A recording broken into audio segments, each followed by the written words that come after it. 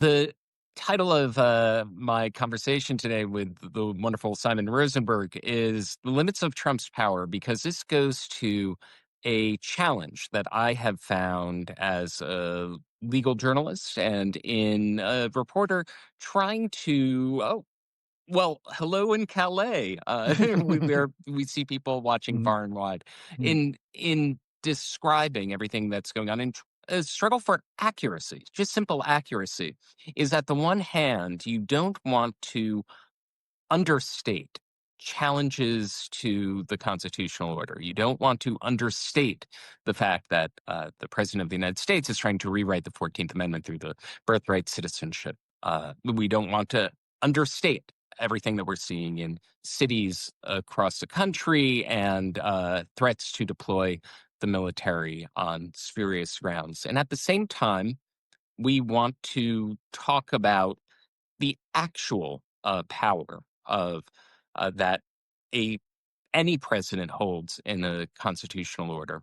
And I think that Simon is so good at putting this into perspective that when we talk about a declaration of war on the United States city, and there's just not a single inch of land in the United States that is currently at war. There is no such thing as a Department of War, which would have to have the sign off of Congress, which is why until that happens, you will never hear me uh, describing the Department of Defense, except in quotation marks, as the Department of War. You won't hear me talking about how the United States will go after domestic terrorism organizations because there is no such legal concept under U.S. law. So, with that rather long introduction, I'll hand it over to Simon. Simon, what do you think? How do you address the challenge of, on the one hand, accurately describing the kind of uh, extraordinary and authoritarian power grabs and acknowledging the threat that that poses, but on the other hand, not overstating what any person occupying the top of the executive branch can do in the United States constitutional order. Yeah, I mean, this is central to all of our work. And Adam, thank you for what you do. You are tireless and dogged and determined and working your ass off and for our country. So thank you for that. And doing amazing work and trying to interpret what is really kind of the most unimaginable. I mean, this every day there's sort of like we can't really all believe we're here. I mean, this is part of what you're getting at, right? Right. So I view this. I have sort of a the way I think about this is there are two things happening in America at the same time that we have to allow to not be necessarily in conflict with one another, right? One is that Trump is, is doing enormous harm to the country, to our constitutional order, to our standing in the world. That there is just incredible damage being done. Some of this will be difficult. I mean, it's going to be very difficult, if not impossible, to repair. And we have to use that damage and harm to motivate us every day to understand the gravity of this situation. But at the same time, what is remarkable is how much the country is rejecting this. I mean, we could be in a situation where Trump could have been popular right now, right? I mean, we can look at the alternative, but he is now the most unpopular president in polling history at this point in their presidency, even more so than his first term. He is below in polling now where Joe Biden was after the debate. When Joe Biden was considered to be in such bad shape that he had to get out of the presidential election. The major issues that he's campaigning on, that he's governing on, are all now polling in the 20s and 30s and not in the 40s and the 50s, with the exception of immigration and border security. Meaning that, he's struggling to rally his own supporters behind the core parts of his agenda. And that there is, I think, a growing sort of understanding in the country, and people are kind of waking up to the harms that they're doing, that these are malevolent people who actually are raising our prices and slowing the economy and blowing the deficit out the window and attacking our healthcare and raising our electricity prices and destroying America's standing in the world and alienating our allies. That all of this stuff is all true. And I think it's becoming harder and harder to pretend it isn't any longer. That and this is all, by the way, Adam, with this understanding of their information superiority, right? That part of, I think, Trump's decision to sort of hold the line on this, on an agenda that was bound to be deeply unpopular, was one is that I think they had arrogance about their ability to control the discourse every day. I think they had done well in 2024 and in the election. They had sort of consolidated a lot of the legacy media behind them. There's now enormous amounts of self-censorship happening daily in the legacy media that I am a veteran of. I worked at ABC News as a young guy. And and so I think there was an arrogance that regardless of what they were doing, that they could control the discourse. That's proven not to be the case. And so, and the second thing I would, so first of all, his power of persuasion has significantly ebbed, and he's grown very distant from the public. But the second thing is that I think he's physically in decline, right? I mean, he is in physical and cognitive decline. It's evident he is not, he's ailing, he's not well, he's in ill health, whatever you want to call it. And I think the combination of this is that we're seeing a guy whose powers are ebbing. And one of the ways that he's responding to that, right? Because there were sort of two ways that he could have structurally responded to the growing unpopularity of his administration, the clear failure of the tariffs and other things, which is you would, in a democracy, you would course correct, right? You would drop the tariffs. You would extend the ACA subsidies, right, for another year. You would make changes that would make people's lives better to make it more likely you could restore your standing with the public, right? They've chosen not to do that. What they've chosen to do is the thing you were describing in the beginning, which is that they're escalating, their authoritarianism is escalating, and that his threats against his domestic opposition, his actual execution of the threats. Now it's no longer just idle threats. I mean, they've gone after Letitia James and James Comey. You know, they're threatening to sic the military against all of us, right?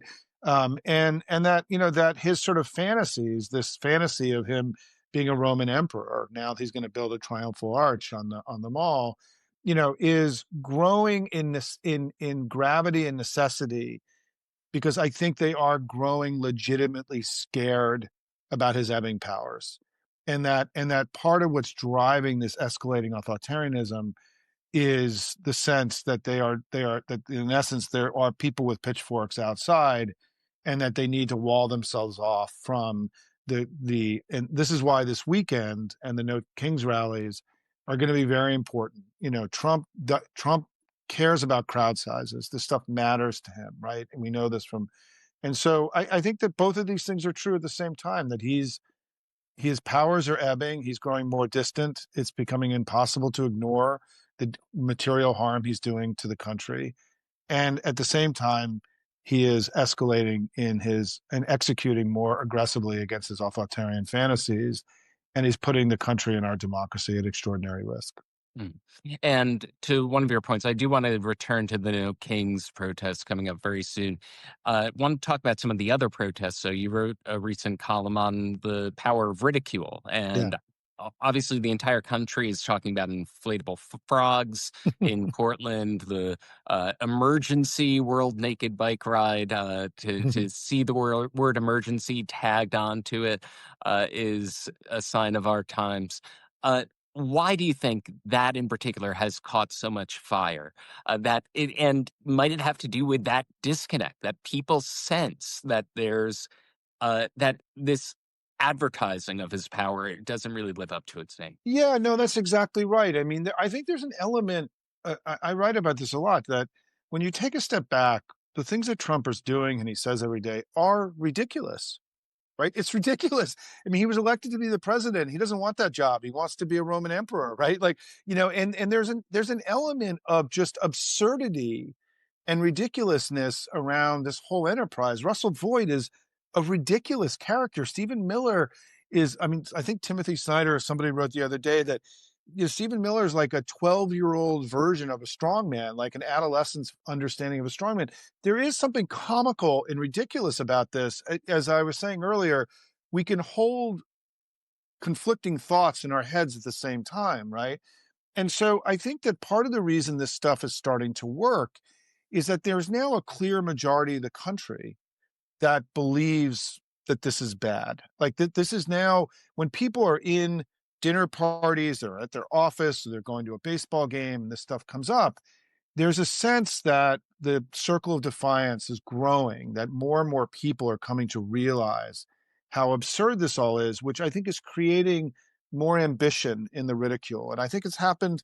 I think it happened because of what the Jimmy Kimmel situation, where now, they started attacking the comics, right? The comedians, which is this classic kind of authoritarian thing, because they're so self-serious, they don't want to be mocked. And so that backfired on them. And then this thing that's happened in Portland, and I, as somebody who's worked in politics my whole adult life and in the media, these kinds of things that happen in Portland with the frogs, you never know when these things are going to happen and take off. You just can't know. I mean, there may have been frogs at those protests for 2 or 3 months and nobody really recognized it. But when these moments come and they start going viral, they become very significant. And now you're seeing, frogs and other inflatable animals and fantasy figures showing up. And I'm sure, all across the country, I'm sure you're going to see them at the No Kings rallies.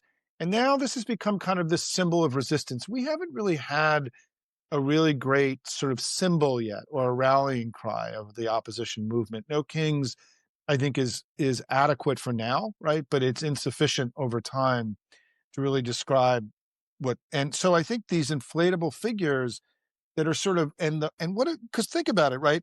What are these National Guard troops and the DHS and ICE agents going to do? Are they going to start arresting the frogs? Are they going to try to actually put handcuffs on the frogs? They're going to penetrate the suit and like rip the guy out of it? Do you know how ridiculous this will make them look, right? And you notice that they haven't challenged any of these characters, right? Because they're aware that if they do, it's going to make them look absurd and drain their power from them. My favorite moment in all of this was there's video of the original frog in Portland, where because the Portland ICE station is in a street, right? Like it doesn't have walls that you can like walk up to it. So they stand at the edge, right? They don't go on to the thing. And you stand at the edge, and the guys came out with all their military gear, and they had their pepper spray guns, and they started shooting the frog with the pepper balls, and the pepper balls were hitting his belly, and he was dancing like this, like letting the pepper balls bounce off. And it was honestly one of the most insane political things I've ever seen.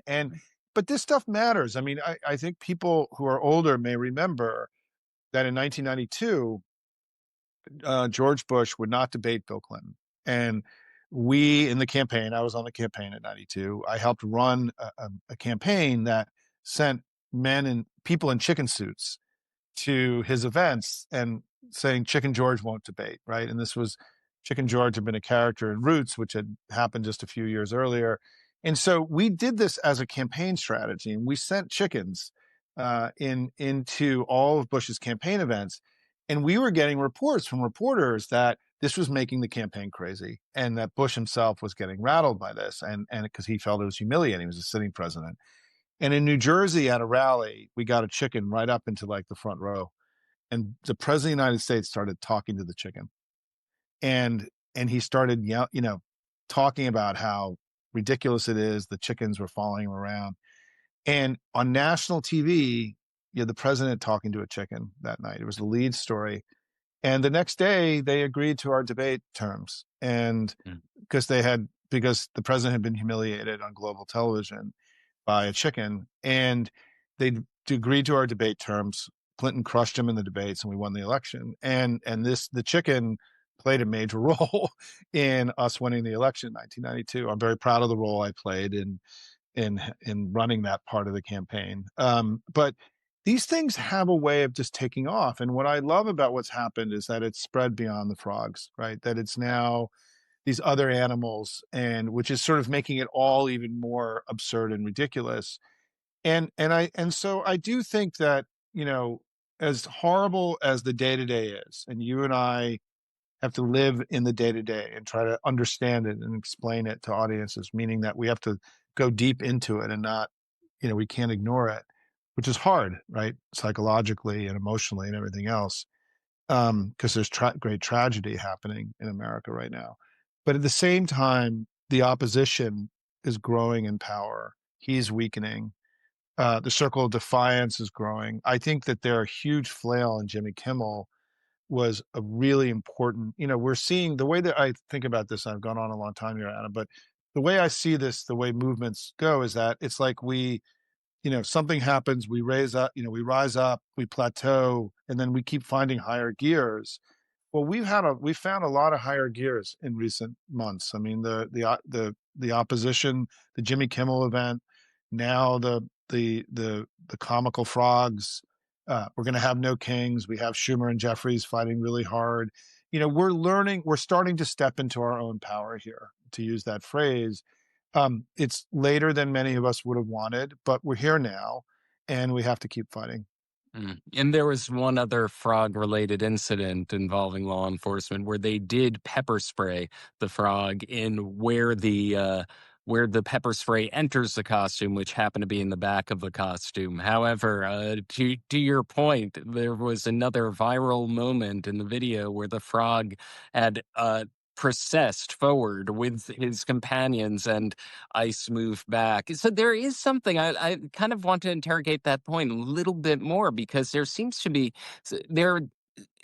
be some defining moments in Yep. protests and in Occupy Wall Street. It was taking over private public spaces. In the Yippies, you have the levitation of the Pentagon. And there seems to be something here where this is taking on, where you have people just, in the words of Alexandria Ocasio-Cortez, uh, ridicule them, make them small. And it seems to meet this moment where you have the Attorney General of the United States saying that we're going, or was it Kristi Noem saying we have the girlfriend of Antifa in custody, where Right. people are really ridiculing the proposition that there is a recognition that the president of the United States doesn't have the power to create domestic terrorism organizations. It doesn't exist under U.S. law. We're going there. Portland is not war ravaged. We're going to mock it. And I'm wondering whether that's more effective messaging than the president is declaring war on cities. That on the one hand, that happens to be something that Trump is saying on social media, and absolutely call it out. But that the ridicule has broken through this kind of fog of fear over the presentation that the Trump administration is leaning into. They named it or gave it a fake nickname of the Department of War for a reason. He declares this apocalypse now rhetoric in Chicago for a reason, to inculcate this environment that's being called out by protests and ridicule like this. What's your thoughts on that? Yeah, no, I agree. I mean, I think that, what's so important about what's happening right now is that, because of the size of our country and how distributed we are, we watch in many countries that are much smaller, oftentimes these kind of protests in the central square of the country is the thing that brings, the leader down. Well, our country, that's probably never going to happen in America, right? Because of just the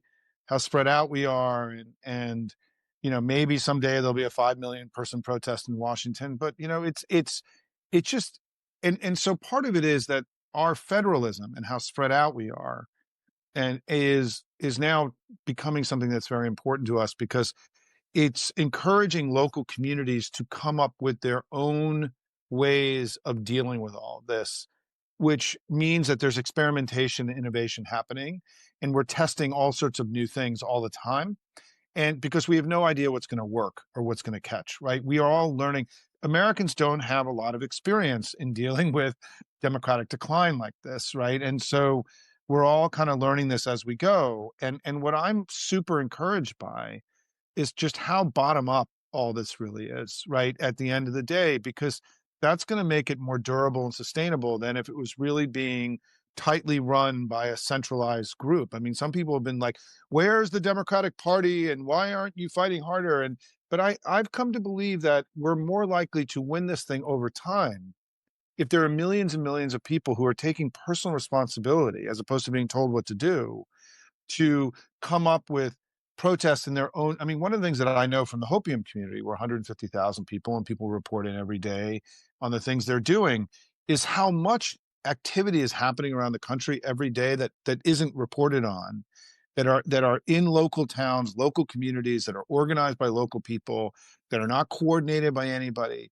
And to me, this is going to make this movement stronger, more durable, more creative, more innovative, and frankly, harder for the Republicans, harder for Trump to clamp down on, right? Because this is all so organic and that's happening. And even the No Kings rallies, I mean, there's a loose coordinating council, but they're not in charge of these events. I mean, these are all being locally driven. So I think that what is going to happen, but I do think the ridicule piece that is now new and is only in the last, I feeling like has sort of, I think this is going to metastasize. I think that people, I think we're going to see all sorts of experimentation around the ridicule piece of this, that even Saturday Night Live, I mean, Saturday Night Live pulled Amy Poehler and Tina Fey back together, right, to sort of to mock these guys in a very aggressive manner, right? And Saturday Night Live may not have the cultural power that it used to have, but it's a sign of it spreading, right? I call the circle of defiance growing. Even the fact that airports are refusing to show Kristi Noem's outrageous video blaming the Democrats for the air traffic controllers, and is a sign of the circle of defiance is growing, right? And so I do think I am, again, both the destruction that's happening weighs on me heavily every day, but we also cannot allow that to obscure what I think is legitimate progress in the growing strength of our oppositional movement in the US. And particularly, I will tell you, as somebody who's a Washington insider and been here for 33 years and worked closely with our House and Senate leadership, I can tell you from the interviews that I've been doing with senators and House members and what in my conversations with staff, they feel very righteous about what they're doing right now and the way they're fighting the president. I think that this was overdue, but we're here now. We're in the fight. They feel like they're winning. They feel like they've started to understand their own power in this process. And so the key is that we all just have to be doing our part. I'll give you one example, Adam, is that in the Hopium community, one of the things that we began a few months ago is that learning from our founders and their experience, we started something called resolutions of condemnation, where we've asked local towns and counties to introduce and debate and pass resolutions modeled on the Declaration of Independence that lay out a bill of particulars and condemning Trump and his abandonment of the constitutional order, modeled on the Declaration of Independence. The very first one passed in New Mexico. Two have just passed in Massachusetts. We're now either having passed or moving 85 of these resolutions in 23 different states. And it's just another way that people in their local community can sort of try to take the part of the abandonment of the constitutional order, and sort of the very kind of sense that he is very similar to the Mad King that we fought in the 1770s, and to sort of to make these debates local. So last night in Shutesbury, Massachusetts, the local selectmen, debated a resolution that was introduced by 44 of their citizens, and it passed, and they made a broad set of condemnations. And this is the kind of thing, this kind of creativity, right? This kind of organic response is very encouraging to me. De Tocqueville would be very proud, right, of the kind of organic, bottom-up, community-based response that we've seen. And so and I think you're going to see it this weekend. I think they are going to have a bad weekend. Trump had his parade, and nobody showed up, his sad parade that he had, in the spring. And we're going to have millions and millions of people on the streets peacefully exercising their First Amendment rights this weekend. It's going to be a great weekend for our democracy. And to your point, I would say that one of the defining features of protests in Trump 2.0 has been these thousands and thousands of protests popping up in the waves of No Kings 1, the John Lewis wave of protests and now No Kings 2. About the ongoing shutdown, you alluded to it with the airports refusing to air Kristi Noem's video, blaming the shutdown on the Democrats. We've seen government websites from agencies ranging from HUD to USDA having these cookie cutter messages. We can talk about the Hatch Act if you like, but blaming the radical left for the shutdown. You wrote an article recently on the shutdown and how you don't see an exit ramp for Trump here, and yet the polls are not looking good for him. Can you go into that? Yeah, I think that, I was the chief strategist for the DCCC 8 years ago when we flipped the House. I was the chief outside strategist. Dan Senna ran the committee every day, but I advised him and Ben Ray Lujan. And what's completely different about this election than 8 years ago, when we won that midterm by 8.5 points, by the way, and it was a blowout midterm against Trump in 2018, is that the economy was strong in 2018. The tax cuts actually lowered people's taxes, not everybody's, but it lowered people's taxes. And the attack on healthcare failed. And they still lost by 8.5 points. And now if you go to today, the economy's, is going down. Inflation is rising. The deficit is exploding. So economic conditions are bad. And they actually were successful in basically destroying the ACA and raising electricity prices. And so the difference between now and 8 years ago is that Trump is instituted an agenda that is doing clear, purposeful material harm to the American people in a way that was not true 8 years ago. And it is, putting aside all the constitutional, the issues around the lawlessness and the attack on the Constitution. So they don't have any way to turn that off between now and the elections next year. These are things they've set in motion, even if somehow we end up extending the ACA subsidies for a year or 2 years. The damage to the healthcare system it's already happened, right? It's not something that will happen. It's already happened. It'll take the insurance companies 3 to 4 months to redo the rates. There's no way to even understand how to fix it at this point. What are they going to do? Do a second open enrollment in February or March for all the ACA plans at a lower rate? Like, it's a catastrophe. And the economy. The DNC just launched these ads in the last 24 hours in farm country talking about the tariffs, the damage they're doing to farmers. They're highly effective ads they've launched. And so Trump is in a place where they don't have any way out of the damage that they've done. There's no way to wish that away. There's no switch they can turn. There's no ad that they can run 87 trans ads and pretend that this stuff doesn't happen.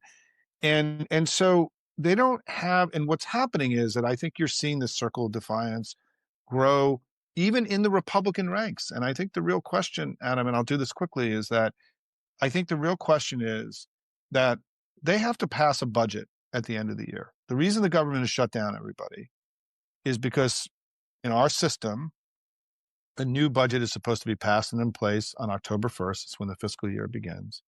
And because Republicans have not introduced, passed, debated a budget, the government shut down because the government isn't funded, and they're in charge. They needed to create a budget to fund the government. They didn't do that. The government shut down.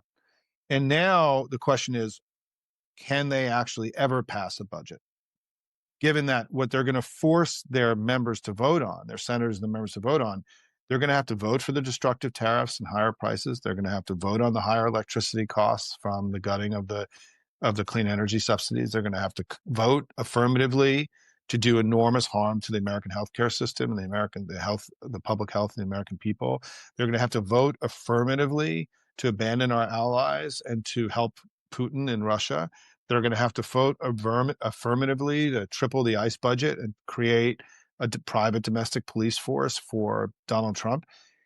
They're going to have to, and only 3 Republicans voted against the big ugly bill last time. If they lose one more, they can't pass a budget. And so can they, even if they get rid of the filibuster, can they get majorities on what is the most unpopular and destructive piece of legislation that will have ever been created in all of American history.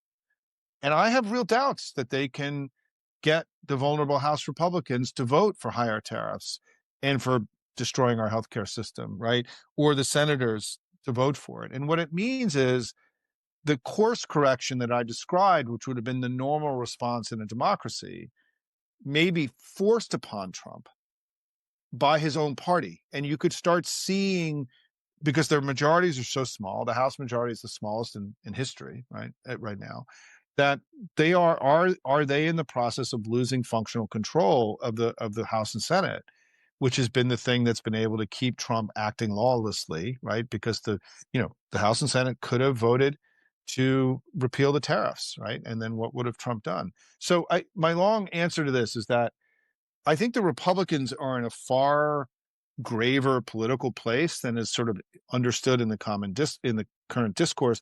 And let's just look at what's happened. Marjorie Taylor Greene, right? They can only lose 2 votes in the House. Otherwise, the Democrats start to be in control of the agenda. That's what's going to happen with the Epstein files whenever they come back.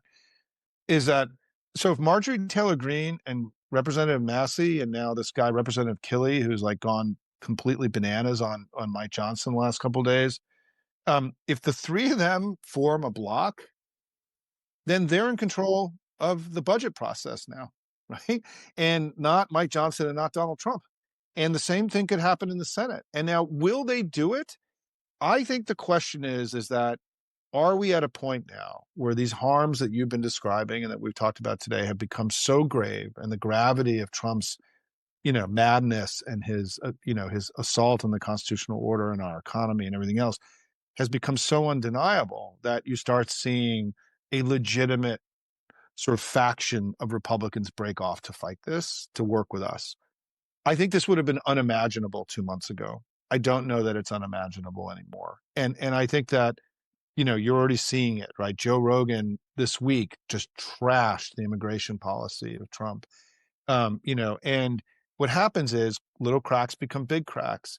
And even just, Janet Mills getting into the Senate race, she's ahead in the polling against Susan Collins. Susan Collins now, she wants to win re-election. She can't vote for this budget. She can't vote for it, right? So they now don't have 53 anymore. They have 52. And so we're going to see the test of all this next week, because I think the House will come back next week. We'll see. And, we're going to see a vote on the Epstein files release. And then all of a sudden, Trump will have started to lose control of the House. This is what is required. Let's just go through. I've given you a long answer to this question, but however you imagine us getting to the other side of Trump, the first thing that had to happen was him growing deeply unpopular. Well, that's happened, right? His agenda is even more unpopular than he is. That's happened. Then we needed Republicans to start breaking from him. And we saw the governor of Oklahoma last week openly trash Trump for sending troops into states without their approval. Are we going to continue to see this circle of defiance grow as his unpopularity and the damage he's doing to the country becomes self-evident? I'm optimistic now that we have a higher likelihood, maybe 10%, 20% than we had, I had a call come in a few weeks ago, but the pressure that we keep putting on them, the aggression that we have in making our arguments to the public, the unpopularity of the shutdown, them losing all the big arguments with us on the shutdown, which is now evident and clear, is putting enormous pressure on them to start breaking from Trump. And as you know, because this is what you alluded to at the very beginning, Trump will not be able to psychologically handle his own party breaking from him, right? And I mean, he doesn't even talk to us, right? We don't even exist as like he talks to Hamas, he talks to Putin, he talks to he doesn't talk to the Democrats, right? But what happens if his own party starts bucking him? And that's what we need to try to make happen in the next couple months, because I am not convinced that he's capable of getting a majority vote for the budget as it exists, his agenda as it exists in Congress, which means that if they force the ACA subsidies getting delayed, well, could they then force him to abandon the tariffs, right? Which are doing unbelievable harm to their constituents. I don't know, but we should be optimistic now that he has lost the ability to rally even his own voters behind his agenda, which is why I was optimistic about us winning this fight in the shutdown, which so far we are. But the real battle that's coming up is the final year-end budget. And that's one where we have to be very focused. We're in the early stages of that debate now. And I think they're in a very weakened position, and we're in a strong position. And I'm proud of Leader Jeffries and Leader Schumer, for holding the line and taking on this fight. It was the right thing to do. To kind of pivot to something that's related to something that could affect fundamental composition of the House. As our conversation Yeah. began, there were oral arguments in the Supreme Court in Louisiana versus Callais, which could have a profound effect on Section 2, basically gut the section of the Voting Rights Act that preserves minority voting power. And it's at issue on the surface of it is these maps in Louisiana.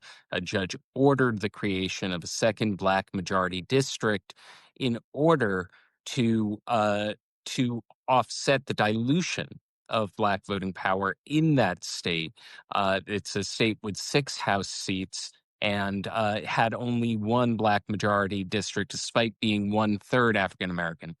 Uh, it's looking from the part of the oral arguments that I saw that you have the conservative supermajority primed to potentially gut or weaken Section 2. And if that happens, there have been voting rights groups that have estimated, according to Politico, that uh, 19 House seats can be redrawn. It could preserve in the words of those voting rights groups, I think it was Fair Fight and Black Votes Matter, could preserve one party rule in the House for a generation. So, given that warning, given the possible precedent in Louisiana v. Calais, has there been preparations? Have you heard folks on Capitol Hill talk about adapting to an era where the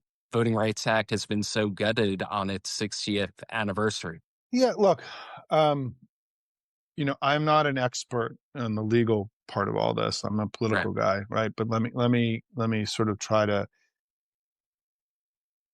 respond. And I'm going to do this a little bit. I'm going to do this a little bit winging it here. I just want to acknowledge that. Um, but I think number one is it. No matter what happens here, we have to win the House and Senate. We have to have enormous ambition to try to win as many House and Senate seats as we possibly can. And so, if you have fears about any of this, it brings you back to a simple reality that we have to be funding the House and Senate political arms. We have to be funding candidates. We have to be working to win elections and double down on all that work because, if we win the House by 40 seats, 50 seats, then we can overcome whatever they're going to do, right? And I do think that the Senate is there a chance we could flip the Senate? It's not likely, but it's not impossible, right? Depending on what happens, right? And so we have to stay focused on winning in all of these issues around their threats to democracy and their weakening of justice. We still have to operate as if the traditional political system is going to hold, and we have to execute at the highest possible level there, right? The second thing is that I think the other thing that will be interesting, and you're seeing this now happen in Texas, is that, will the Republicans actually win all 5 of these seats? Or will they be more competitive than they expected because they built those maps based on the 2024 sort of the high watermark of Trump's performance, right? With younger people, with Hispanics, which have now unraveled for him. And I think that, some of this is like sort of evil machinations of all these illiberal strategists in their party who've been trying to figure out how to turn this into a one-party state, 25 years after Bush v. Gore, which was really, in my view, sort of the beginning of this whole process where Republicans started learning they could they could gain power without winning elections, which was at the core of Bush v. Gore. And we know that 3 of the people working for Bush during that are now on the Supreme Court, right? A generation later, is that we have to anticipate that they're going to continue to do everything they possibly can to gain and seize power without actually having the public behind them, right? And it's the manipulation of, it's their consolidation of the media, it's their, these things. And our response has to be to excel. We have the voters behind us. We have to execute through traditional political means. And then we also have to start, in my view, and I think this is something Democrats have not done an adequate job at, is that we are not really having the kind of conversation with the American people about Trump's lawlessness, his abandonment of the constitutional order, his illiberalism, his desire to be a dictator, as we need to be. This, in my view, there needs to be three legs to our message stool right now. One is healthcare, second is tariffs and higher prices, and third is the threats to democracy and his illiberalism and his desire to be a dictator and a tyrant. This is not a central part of the conversation we're having with the American people right now, and it needs to be, because I think that in the next 13 months, we need to strengthen and deepen our big argument. And polling in the last few weeks has been very clear about this. The concerns about threats to democracy are rising significantly with voters. People are seeing what's happening, and it is changing their understanding. And we need to speak into that concern that people have about all of this. So I think we have to make them pay a political price, for their abandonment of their constitutional order, their betrayal of the country in every way, as the first response to this. And I don't think we're actually doing that adequately. I don't think that we are having this conversation with the public. We're not, for example, Adam, and this is something that you should talk about with your guests, the way that Russell Voigt is moving money around in the shutdown and firing people, it's illegal. It's criminal. We should be saying it. We have to start doing more referrals to the Department of Justice from Congress on when illegal activity is happening in the administration. We have to attach criminality and lawlessness to these actions and not be just like the equivalent of locker room talk where he's just doing crazy stuff. Like we never attached criminality to what Elon Musk was doing. Elon Musk probably broke more laws than any American has ever broken in the history of the country when he was at Doge. And there was never a moment where we issued a criminal referral for him to justice. Of course, they're going to ignore it. But Adam, that we have to start, there has to be a belief among people in Republican circles that there is a chance that we could win and that there's a chance that justice could be served and they could go to jail as part of creating a disincentive for them to take these actions, right, that they're taking. So I think that, we need to be, in my view, far more aggressive about, telling the story of his usurpations, injuries and abuses, to use the term from the Declaration of Independence, in order to to create greater pain. And also we have to continue to fight these things in the traditional courts. But I think that part of what I would like you to end with, perhaps just for time reasons, is that the thing we're all also waking up to is that the Supreme Court of the United States is now become arguably the most illiberal institution in America.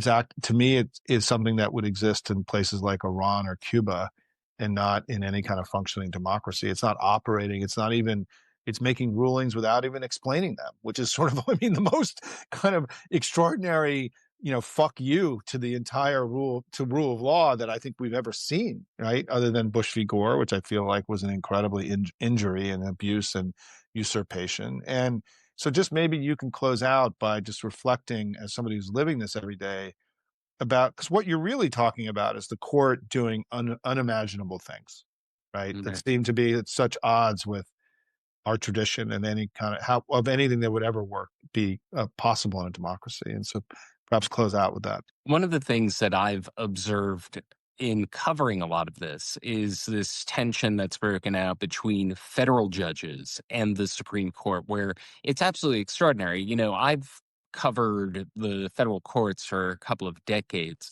and federal judges don't speak to the press that often. Now they're speaking to reporters by the dozen. I've spoken to federal judges maybe a handful of times, and to have federal judges going out in droves and saying the Supreme Court isn't explaining any of their decisions. And we, federal judges, are facing this situation where there are a historic number of death threats every time we rule against Trump. And the Supreme Court is, in a way, validating this by striking down our rulings without any explanation on very serious issues. I haven't seen anything like it. I think to inject kind of one silver lining of hope here, you see now multiple justices being forced to reckon with it because of this controversy, because all of the coverage of it, because they're facing some sort of rebellion from the lower courts saying, we're applying your law and you're overruling us without any explanation on the emergency docket. You see folks like Gorsuch coming out and trying to steer the conversation to a preferred euphemism of the interim docket. You see Amy Coney Barrett trying to shift blame on and saying that, well, we don't want to have everything written before we fully consider the issue. Well, that would be, you know, in a Um, certain situation, if you're not trying to overturn a 90-year-old super precedent, that right. would, on a minor case, that makes a lot of sense. So I think that I guess one of the faith of journalism and is that transparency works, explaining things works. And yes, this is, these are lifetime appointments. The Supreme Court is the most powerful court in the land.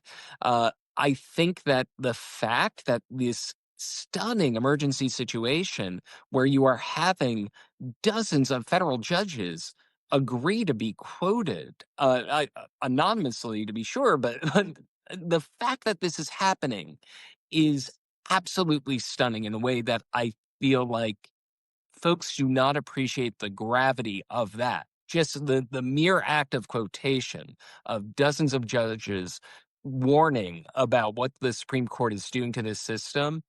This is not something that I have ever seen. It's not something that has ever happened. So the existence of these stories, the existence of this public attention and the press attention on this just highlights the whole thing and also shows uh, that even in that kind of system, that the pushback and the transparency is having the effect of forcing people to institutions to justify themselves after a wave of dozens of unexplained rulings overwhelmingly favoring the Trump government. So I'll just say two things. One is that I refer to this court as the corrupt Roberts Court in my writing. I'm not a legal journalist, so I have a little bit more freedom to. And then the second thing is we clearly need to send the frogs to the Supreme Court. I think that the frogs and all the animals need to start showing up regularly at the Supreme Court, start protesting, this other occupying force, this corrupt force that's doing so much harm to our country. And I think we've all been very respectful of the court, the people in robes, right? They sort of we hold it up. And we can't do that any longer. I mean, we need to understand they're part of the political domain, not just part of the legal domain. And, we're going to need to use some of these same tactics of defiance, towards the court. And I think these are things that were kind of unimaginable, 6 months ago, a year ago, but we're here now. And so it's why the work that you do is so important, because these things can feel arcane to regular people. And there's also so much happening, right? There's so many legal cases. So I want to end by just saying thank you and for your incredibly hard work. I mean, you are producing so much content every day. It's incredible how hard you're working. And I'm just really grateful for the light that you're shining on things that need to have a light shined on them. thank you so much, Simon. Always a pleasure. Glad that we could have this discussion today. And for folks who are arriving a little bit late, you can see the full conversation a little bit later in the day if you subscribe to All Rise News at the top of the screen on the left there, and also to Simon's Substack, Hopium Chronicles. So thank you for joining us, and we'll see you again next time. Thanks, everybody. Keep fighting hard.